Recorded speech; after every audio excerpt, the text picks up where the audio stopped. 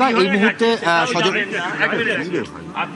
সজল ঘোষ এই মুহূর্তে কথা বলছেন। আপনি এখানে আইন দেখালে আপনি এটা ভাঙুন, আপনি এটা শুনুন আমি বলছি স্টুডেন্টস ইউনিয়ন রুম 1 মিনিট স্টুডেন্টসের ব্যবহার করা যাবে না, কিন্তু আমার বক্তব্য হচ্ছে আপনি খুলে দেখুন এখানে যা যা পাওয়া গেছে, এরপর যেখানে বোমা বন্দুক পাওয়া যাবে না তার কোনো গ্যারেন্টি আছে আপনার?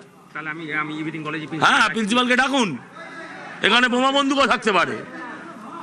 এই মুহূর্তে প্রিয়াঙ্কা সজল ঘোষ তিনি সুরেন্দ্রনাথ কলেজের যে ইউনিয়ন রুম ছাত্র সংসদ অফিস সেই ইউনিয়ন রুম খোলার চেষ্টা করেছিলেন, তালা লাগানো রয়েছে এবং এখানকার কর্মীদের সঙ্গে তিনি কথা বলেন।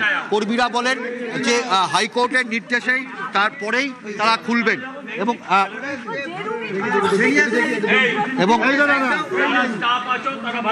এবং এই মুহূর্তে সজল ঘোষ তিনি বললেন যে ভাঙার চেষ্টা হবে, এই মুহূর্তে ভাঙা